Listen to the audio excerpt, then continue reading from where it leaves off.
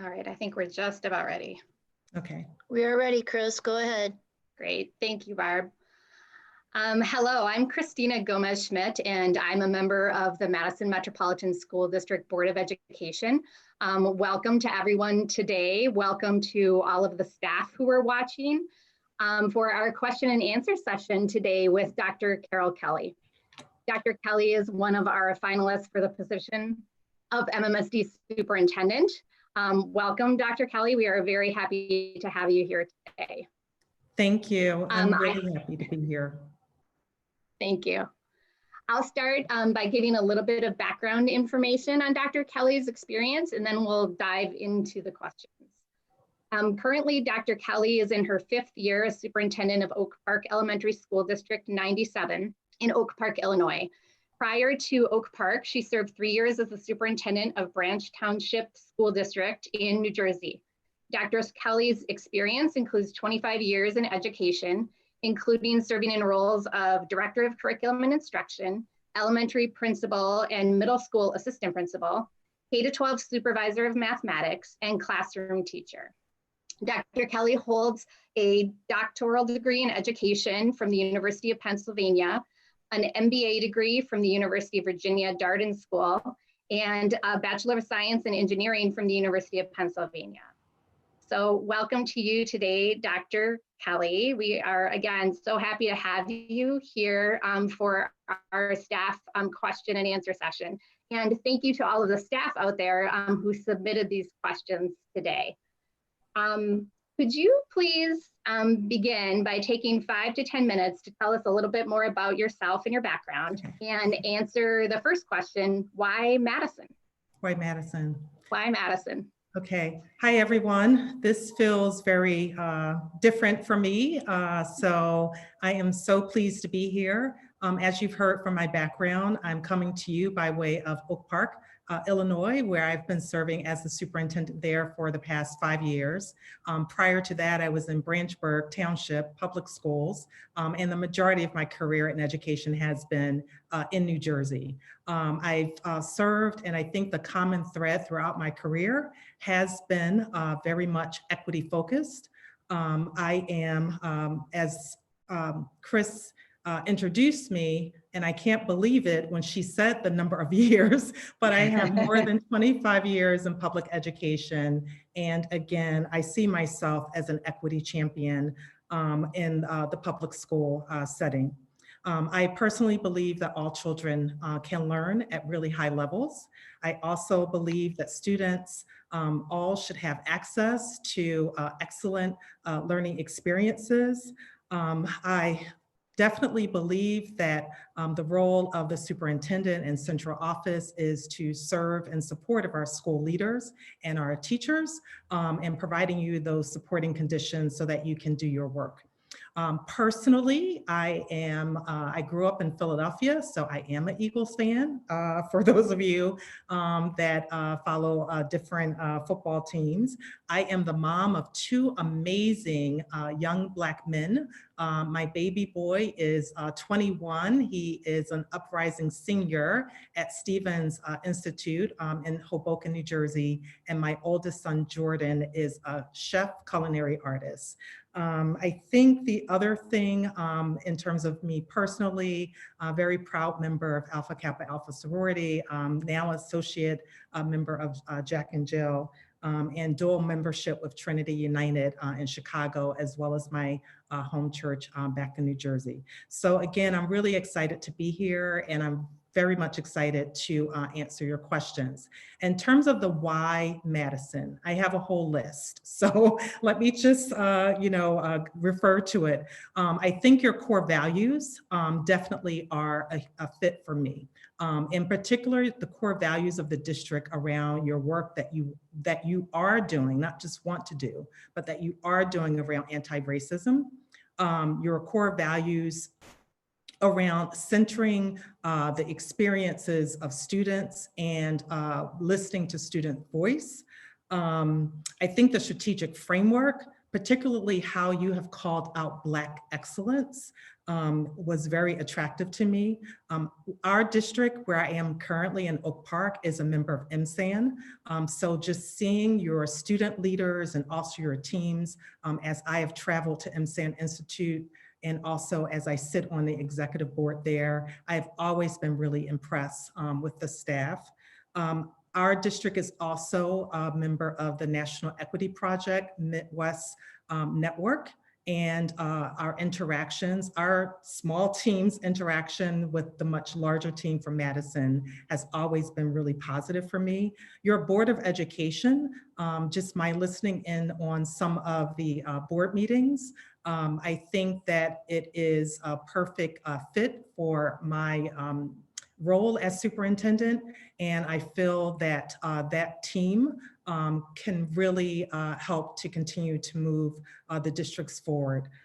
So those, are just a few. Definitely, I feel that the supporting conditions, the staff and the students here, the community seems to value your schools. And I'm just really excited about the potential plans that are on the horizon for Madison, and I definitely hope to be a part of that work. Great, thank you. Well, for our first question, it is, how will you increase trust between administration and staff? So kind of a general question about around trust. How will you increase trust between administration and staff? So I think trust between administration and staff, and my assumption is central office and staff, that generally my experience has been where most of the work needs to happen, is I would be visible in the schools. I would also want to listen, and based on what I'm hearing, would want to let the staff know how I am planning to take action, and then circling back with the staff on what the results were. So just being accountable to you.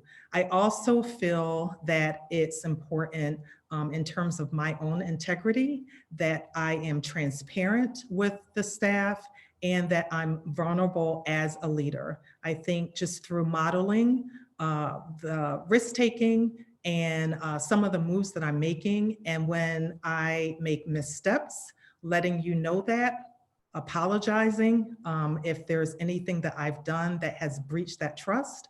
But I think most of all, it is just leading with integrity and leading with our collective vision and purpose in mind. And secondly, not necessarily in that order, but it's also exercising deep listening and a system or a structure of being accountable to the staff. Thank you. The second question deals with, basically it's a challenging budget year for any school district around the country. How do you intend to increase morale of staff during a challenging budget time or budget year? I think, again, I keep going back to communications and engagement with the staff. But again, I think the communication, the two-way communication is really important. Letting the staff know where the district currently is, again, going back to and communicating what our shared goals are. And I have found that when you have invitations to staff to engage around how do we collectively solve that problem, definitely I feel I have, in my experience, would want to involve our association leaders, so the MTI, as well as other leaders, and just sitting around the table around what is our current situation, and then really trying to think outside of the box of how we might resolve that. So, I think communication is really important. I also think that it's really important to have those structures to engage with the staff and to ensure with that engagement that you are hearing from a variety of those constituents. That's a good segue into our next question. Okay. In Madison, we have a strong tradition of union representation for staff. Mm-hmm. What is your experience working collaboratively with union partners? What has been successful and what has been challenging in that work? Okay. So my experiences with working with union partners, what has worked and what has been challenging. So my experiences, as I stated previously, have primarily been in the state of New Jersey, and then for the last 5 years in the state of Illinois. I did for a really short stint serve as one of the vice presidents of educational services for a for-profit company called Edison Schools. And the schools that I served were in the school district of Philadelphia. So I have never had a professional experience in education where I've not worked with the association or with union partners. And I have found, again, when you have that two-way communication, I personally like to engage by having a structure of meetings where we are building a relationship, and that relationship building often turns into something that helps when you are in situations that may be crisis or tough, challenging times. So I have found that building the relationships with the partners is really, really critical, and it has been a part of my experiences as a superintendent. And also that through those relationship buildings, that when there are either on administration side or either on the staff side, when there are concerns or issues, we can talk about it. And in a partnership, we may look at situations very differently, but I think like with respect, one person to the other, we are able to resolve many of our issues. In my current district, our HR department really takes the lead on the labor management, but I have found that as superintendent, I still want to regularly have conversations with all of our association leaders. And we do that with the cabinet team. And it's simply just to ask the same questions, like what's working, what are some of the things that needs to be addressed? And I find like by having those engagement conversations, we can often avoid situations before they turn into being a crisis. What's worked well in terms of the partnership? I think definitely just the relationship building. I don't think that you would be able to find any of the union leaders that would say that I don't listen, I'm not willing to listen to their perspectives, and I'm not willing to sit down and meet. What has been challenging, I think, honestly, I would say that sometimes our perspectives are very different. I think, that's in a nutshell, just the perspectives sometimes are different, but I think that that can be a benefit as well. So it may take a little bit longer to get to a solution, but the solutions have always been really bold and always have been very innovative when it's not just the same like-minded folk that are sitting around the table. All right, thank you. You're welcome. Staffing within our district is predominantly white and does not reflect the racial, linguistic, and cultural diversity of our student population. Mm-hmm. What will you do to retain current teachers of color and leaders of color in our district? So I think, like many districts, our district as well is attempting to increase our teachers of color to better represent our student population. So we have been looking under my leadership at the recruitment, increasing our attracting more candidates, but we have been over the last several years have had several initiatives to retain staff. I would not necessarily just take some of the practices that we've done, such as really advocating for National Equity Project to bring the Black Teachers Project to the Midwest was one of the things that we did. Other things that we've done is host affinity spaces for our Black and Brown teachers. We have a variety of activities just to make the teaching environment where they work feel comfortable and safe, and that they feel seen and valued. Even though those strategies for us are working, I think what the first thing that I would want to do would be to, with our Chief of Human Resources, would be to sit with our Black and Brown teachers, me personally as a part of my entry plan. And then I would also want to ask the district if they have collected any, we collect data from our Black and Brown teachers to learn about their experiences. So my assumption is Madison probably has that data. And I would want to review that data with a cross section of educators from across the entire district, just to learn, as the new superintendent coming in, what would be my priorities for my top priority rather for this upcoming school year, just to ensure that the district is actively working on making Madison the place for all teachers, but in particular for our Black and Brown teachers, because we know what the research says about how important it is for our students to see educators and administrators who look like them. So I think that those would be some of the strategies that I would take. Did I answer your question? I got a little excited about it. Okay. Yeah, thank you. What is your vision for addressing the increasing mental health needs of our students? That is a great question.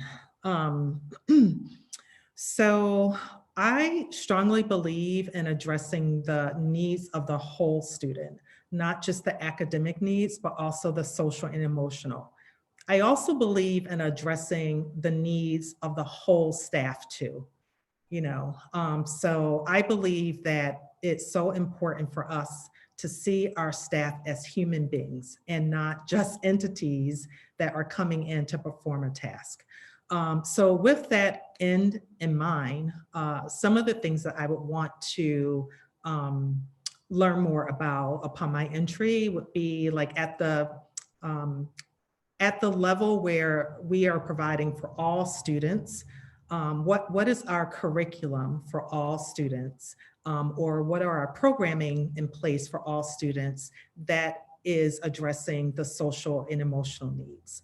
And then from there, I would want to see and better understand what are the multi-tiered systems of support on the behavior or the social emotional side for students.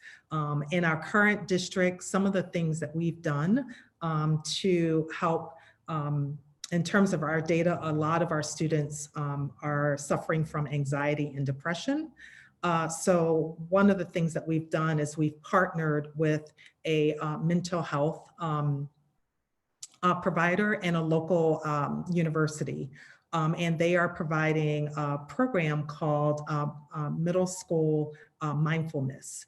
And it's specifically for students that are in a second tier of support for anxiety and depression.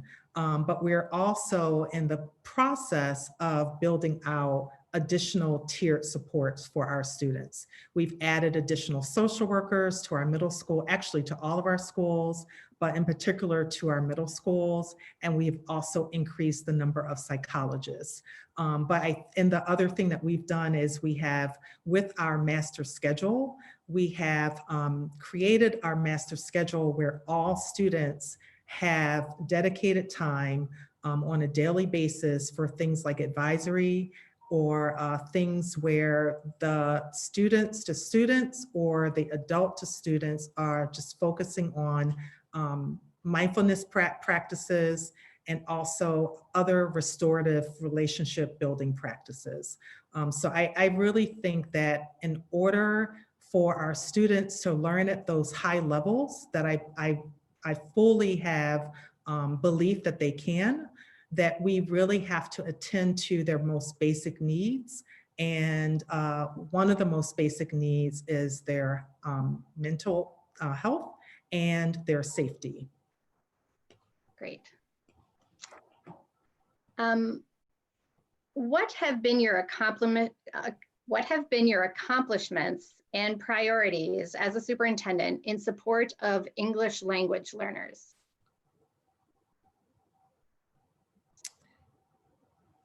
So I think as a superintendent, my priorities are to provide all students, but particularly those students who are traditionally underserved by public schools.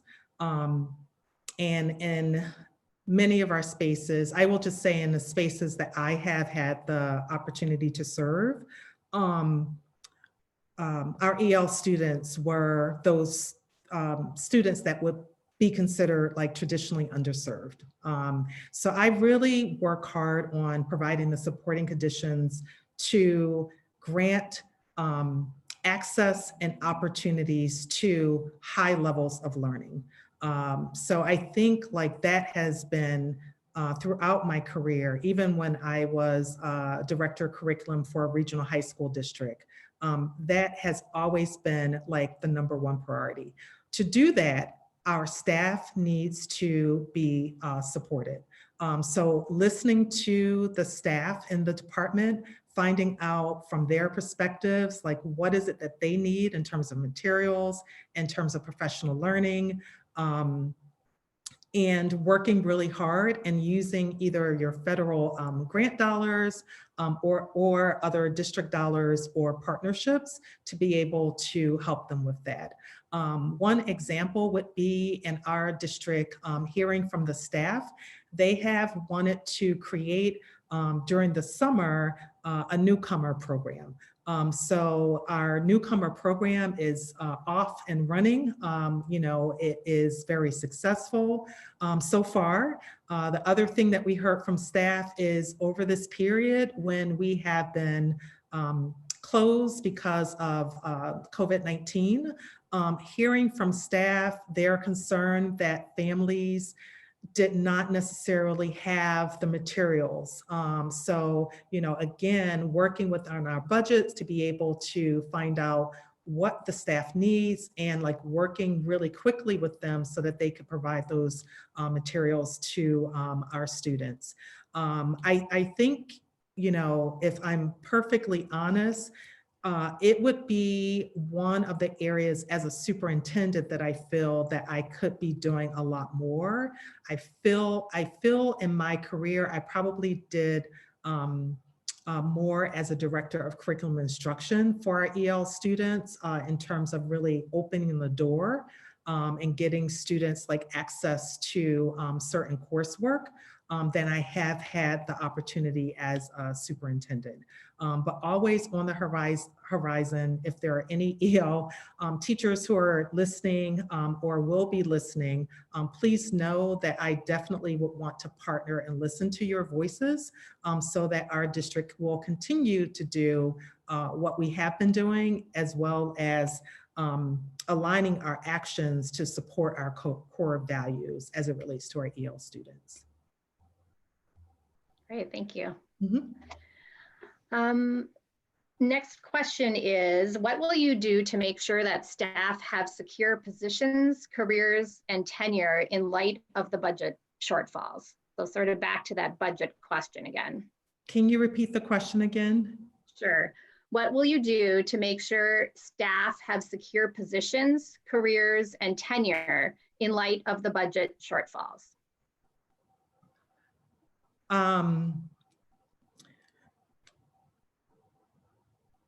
So I really think that it's essential for the superintendent and working in partnership with the board that if we have, and I am being optimistic because I personally believe after last spring, there is a newfound sense of respect that the community has about the work that our public schools are doing. And I think that that there has always been a really strong sense of pride in Madison regarding the public schools. But I think now more than ever, you know, the general public really understands how vital and how crucial public schools are just to society. So I'm pretty optimistic around, you know, like what the funding will be.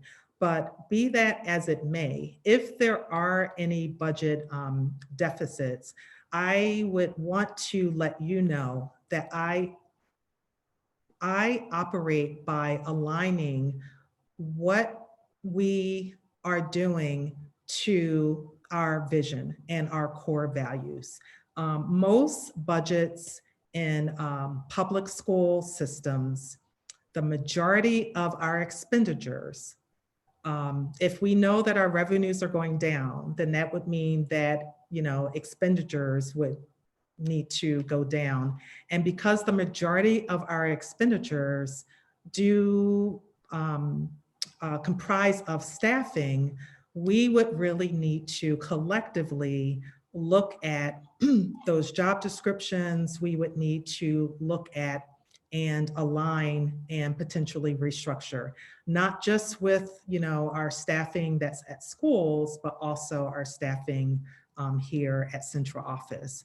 So if I'm perfectly candid, what I would say I would do as superintendent is I would ensure that our staffing, the work that we do, our job descriptions are aligned with our strategic framework. And we would be looking for other opportunities, you know, if there are any restructuring that we would need to do, certainly look for other opportunities for that staff. But again, I am very optimistic about our future and would certainly want to involve the staff in any of the conversations that we would need to have if we get to the point where we have to make or recommend reductions. All right, thank you. Mm-hmm. That's a next question. That is a tough question, right? But I'm sure people appreciate some optimism too at this point. So thank you. How will you empower and support staff and students of color?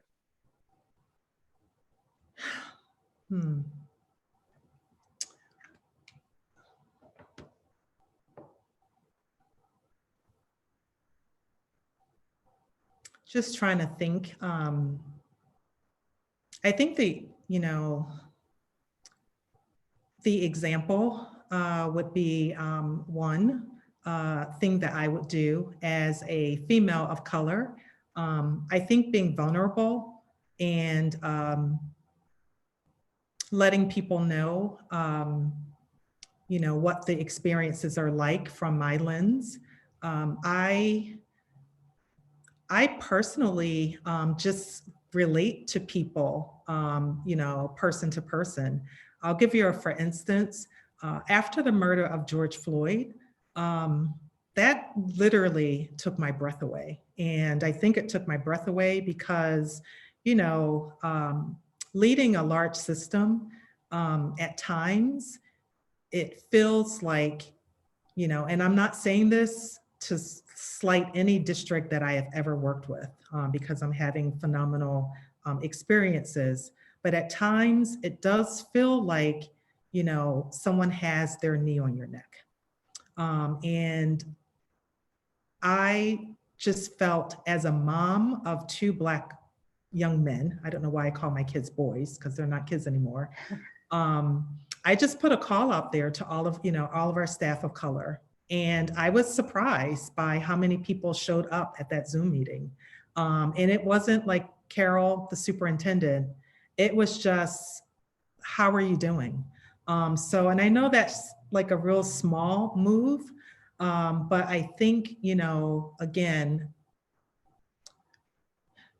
every staff member wants to feel seen and valued. And I will, that's my leadership. I want every staff member to feel seen and valued. Yet the reality is, I know Oak Park is very similar to Madison in terms of values and philosophy and things of that nature. But yet, even in spaces like this, it's really not that easy for our Black and brown staff, or staff of color, I should say, to show up in spaces. So as much as possible, I want, and this is what I say to staff all the time, I want staff to feel comfortable being who they are. They should not feel as if they have to change who they are to be accepted in any of our schools or in any of our departments. And that is like my #1 priority.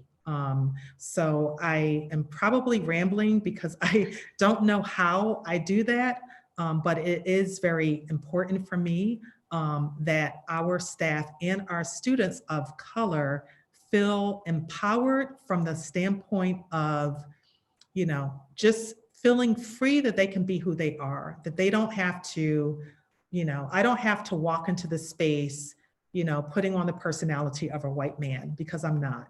And I think my being authentic and real and sharing my voice, I did blow my hair out for today, but I mean, even, things of that nature, I just want everyone to be comfortable with who they are, and to share their voice and, obviously in a way that, I shouldn't say this, let me retrace my, to share their voice when they're hurting,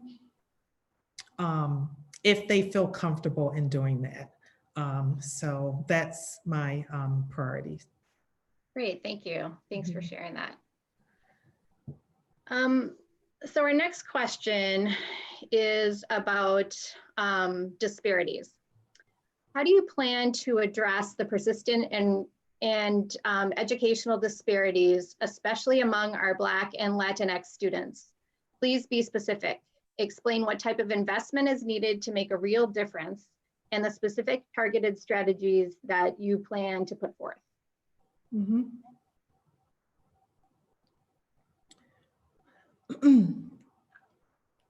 So I think the last 5 years as superintendent of Oak Park has been the bulk of my experiences related to that last question. However, just based upon who I am as a leader and why I elected to, take this alternate route into education, this work in terms of helping each and every one of our students reach those high levels of learning has been my calling, my ministry. But most recently, I've been selected as a fellow through the Southern Education Foundation and have done work with as a racial equity leadership network. We call it RELIN. And with RELIN, one of their professional development providers has been the National Equity Project. And right here in Madison, there actually is a network team working with other districts in the Midwest area. Oak Park would be one of them. And one of the things that we have been really talking about For the Midwest Network the last year, for myself as a fellow in Relin since 2017, I think I started, is that our traditional ways that we have looked at the goals for for all students have to be high, and the traditional ways that we have addressed our Black and Brown students traditionally being like the furthest away from our excellent target has not worked for us. And that we have been really talking about using this process called liberatory design. And the liberatory design process really addresses your equity challenge from the standpoint of first talking to the people who are most impacted or affected within that equity challenge. And when you have those empathy interviews with those individuals or groups, listening to and finding those patterns and themes will help you, will lead you to finding either a project or a test or innovation that you could try out. And when you're trying out that innovation, then you can see like how well that innovation is working. And if the innovation is working, then you talk about, well, how can you scale it up?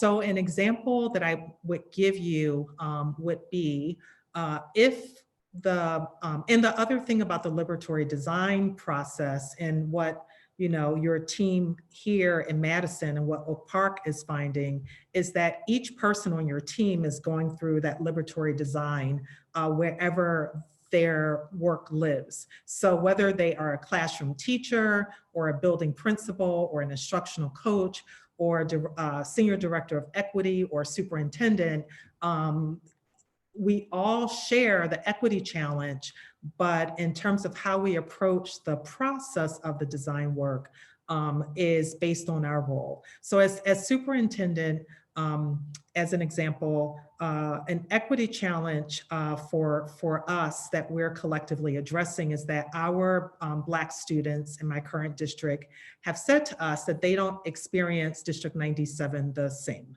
And that is evidenced by whatever data point you want to look at: disproportionality in discipline, student survey results, the student learning outcomes. So with that in mind, our focus this past year has been around the disproportionality, eliminating disproportionality in discipline.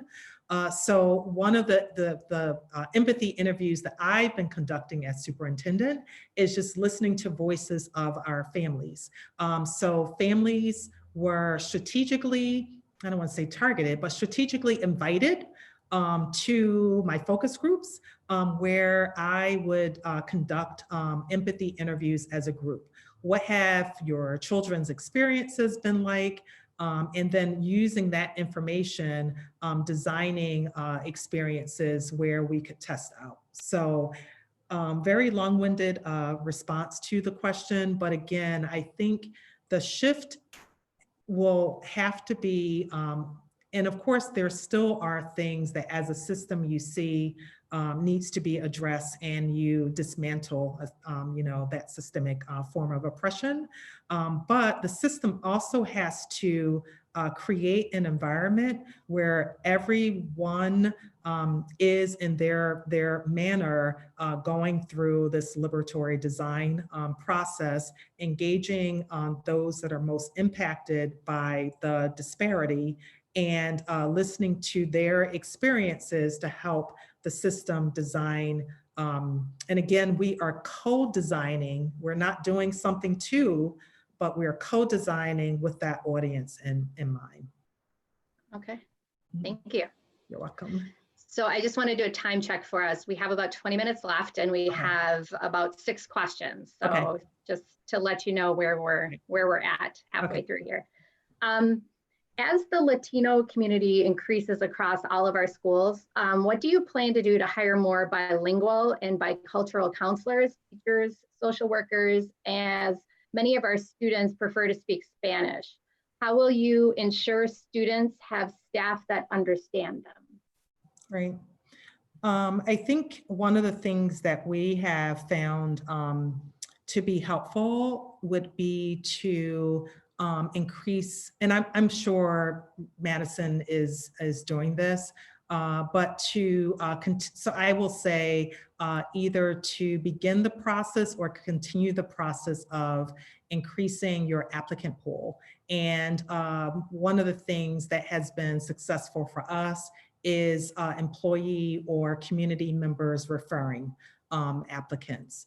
So, you know, having that like really forefront on our website and inclusive in our communication that goes out to our family and community members, as well as our staff. The other thing that you've kind of mentioned this in an earlier question is around listening to the voices of the staff that are in the school to find out like what their experiences have been. And really, I think like when we improve the experiences of current staff, their word of mouth really is what helps to attract candidates to us, as well as retain folk.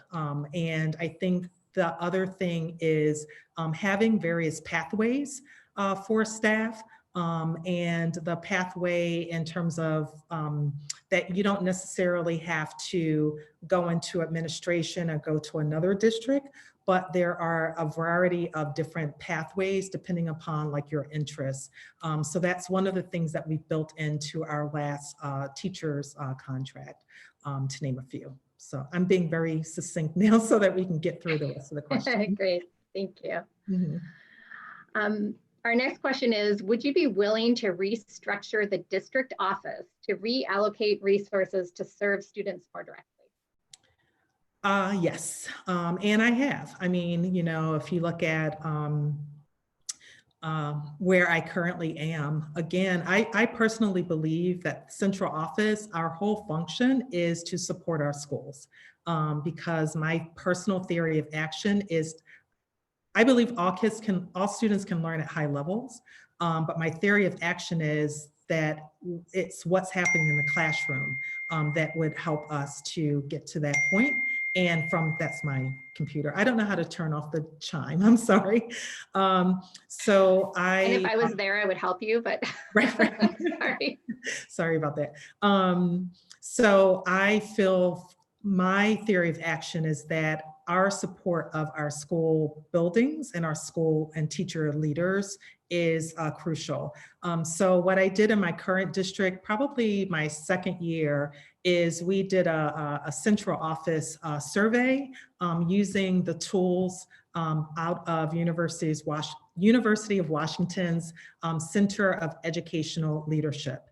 And based on what we learned, I gathered that information and we began to redesign our central office org chart to be in better service of our schools. An example of the reorg would be that we combined some of the positions to create Chief Academic and Accountability Officer. And we also redesigned our data technology coaches, and we created new job description for instructional coaches. But in general, I would say that yes, potentially the answer is yes, depending upon, you know, how central office is currently structured. If we see that the structure is in place to be in support of the schools, that is really my priority. But if not, then again, collaboratively, we would talk about how to do that. Okay, thank you. What has your experience been in serving students whose families are currently experiencing homelessness? I'm so sorry. Obviously, there's something happening with my team back in Illinois. I apologize for all the ding, ding, dings. So in Oak Park, I would say the experiences have been informing community partnerships One of the partnerships that we formed is a nonprofit organization that provides a unique set of services to homeless families. So working with them, we have redesigned our registration process so that we can help families be aware of this nonprofit. We have worked and partnered with them around our communications. We have worked and partnered with them in providing professional learning experiences for our social workers, really just to raise up the awareness of the services that this nonprofit provides. But in the past, primarily my experiences have been just ensuring that our registration and our schools are aware of the rates of our families that are experiencing homelessness. And also really trying to provide wraparound support with the social services that are in the community so that the family can eventually transition out of homelessness into a home in Oak Park. All right, thank you. Get your computer as soon as the session's over. Yes, thank you. Okay. Our next question is, how will you make sure all students, including LGBTQ+ students, feel safe and welcome in our schools? Absolutely. So the belonging and feeling safe is one of the core values here. It's definitely one of the core values that I have. And for my current district, one metric that we've been looking at for the last 4 years has been just students' sense of belonging. We measure that through, similar to Madison, student surveys. We follow the student surveys with focus groups where we randomly select students and ask them about their experiences. And based upon like the survey results and digging a little bit deeper in terms of what students have to say, we have created various clubs and activities for students, in particular LGBTQI club at both of our middle schools. We have also done training for our administrators. We have also created gender transition teams with training just so that, you know, it is accessible to all families, that they know like what the process is in district, but also that there's consistency from school to school in terms of the process of working with the staff. So those are probably just a few of the things that we've done related to wanting our school system to feel inclusive for all. But like I said, that there seems to be a lot of similarities in terms of philosophy and wanting like all students to feel a sense of belonging. But I think talking to our students and also having the quantitative data as well so that you can measure that. And I know that that's one of the measurements that Madison has in its strategic framework. All right, thank you. Mm-hmm. Please tell us your best thoughts on support for advanced learners in the district. Okay, so I believe that all students can learn at advanced levels. So that's my belief. That we can help all students learn at advanced levels based upon the design of our instructional experiences, as well as the accessibility of experiences that to help scaffold instruction for all students. So I'm just going to start with that. And then for, there would be a percentage of students that would, I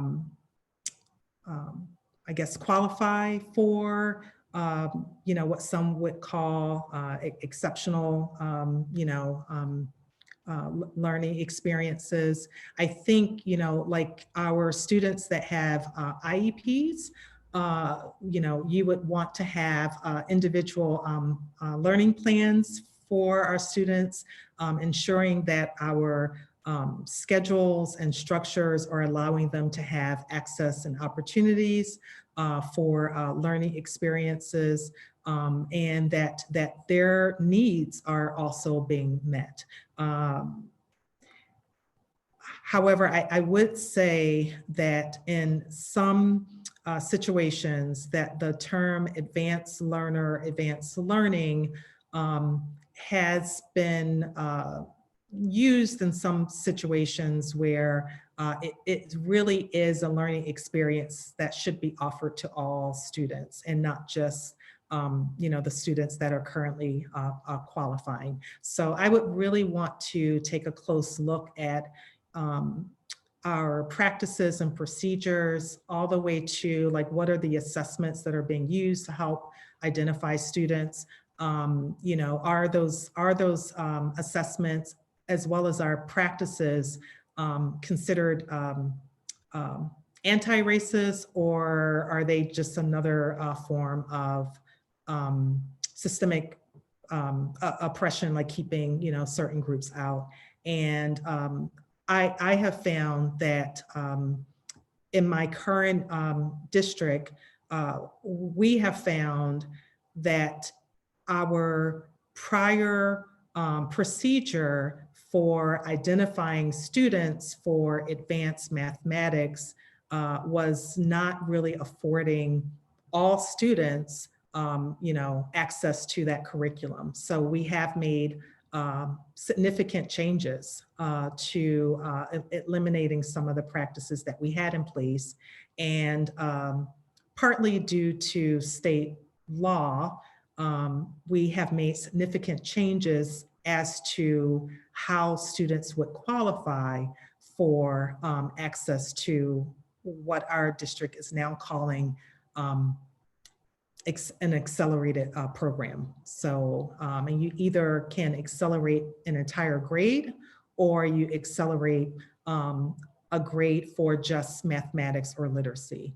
But previously, I have found that it was one of our systemic barriers that was preventing, in particular, our Black and Brown students, as they moved up in age into middle school and high school, it was preventing them from having access to high levels of learning. Great, thank you. Next question is, how often will you visit the schools to engage staff and provide feedback? So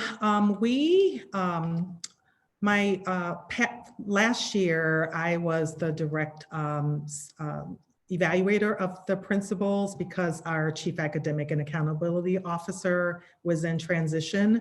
That typically is not the case, but even I would say on average, excluding last year, I'm in the buildings fairly often, but our district has started to use an instructional round process, and that process is tied back to the school's improvement plan. So that process for us is there's a team that visits the schools on a school on a weekly basis.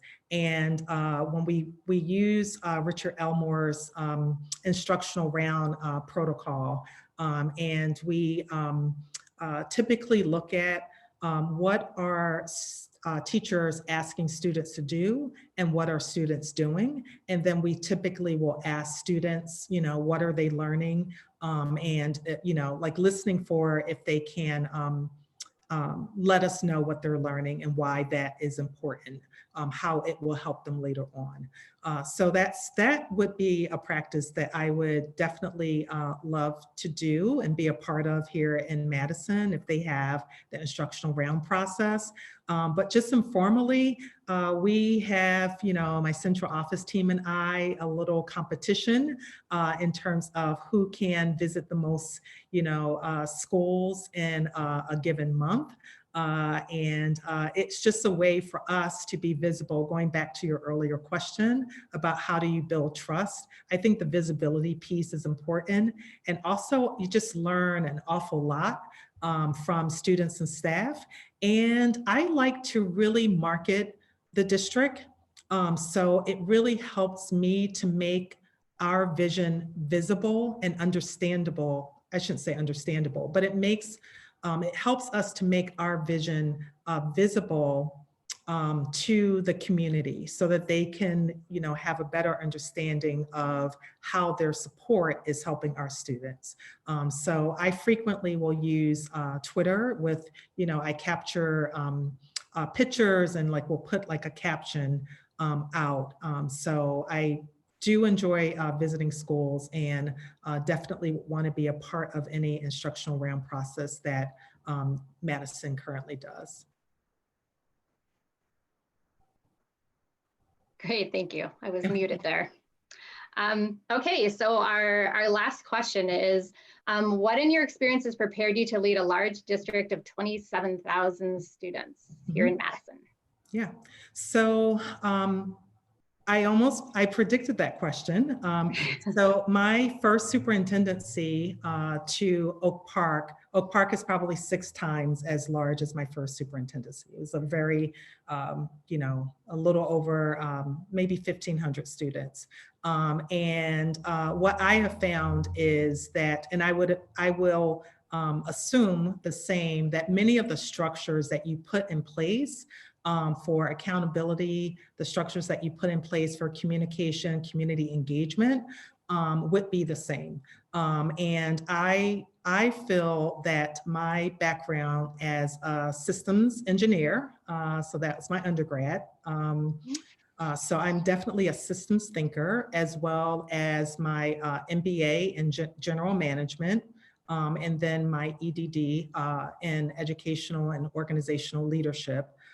Perfectly situates me to lead a system of 50,000, 26,000, 6,000, 1,000. At the end of the day, it's all the same. And that is, we all are working to ensure that each and every single one of our students has access to high levels of quality learning experiences so that they can not just be their, you know, reach their full potential, but that they can tap into like what their passion and interests are, and then use what they're learning and that inspiration to go out and improve, you know, their community, their town, their state, their country, our world. So.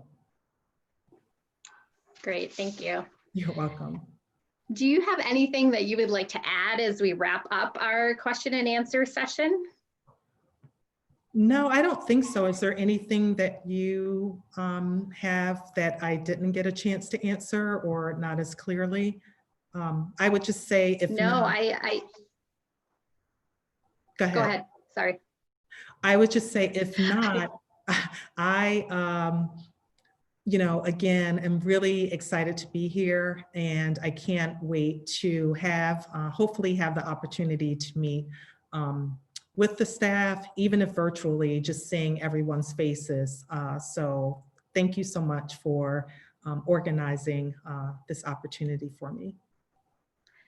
And thank you so much for being with us here today to answer so many good questions from our staff. Thanks for adapting to this online Zoom environment that is required these days to give as many staff as possible, you know, a chance to hear answers to questions and get a chance to meet you. So thank you for being here today. To all the staff out there, we would like your feedback. So please share your comments and thoughts with us. You can reach us at board@madison.k12.wi.us. I'd also like to let you know that there is another opportunity to hear from Dr. Kelley tonight. You can join us for a Facebook Live forum at 7:15 p.m. For our community session, where you can submit more questions for Dr. Kelley, and she will be there to talk to another one of our board members and learn more about our community, and so that we can get to know her a little bit better too. So thank you again for being here. We really appreciate it, and have a good afternoon. Thank you, everyone. Thank you. Awesome. Okay, so 1 second. I'm just gonna stop the live stream and I'm gonna stop the recording. So 1 second.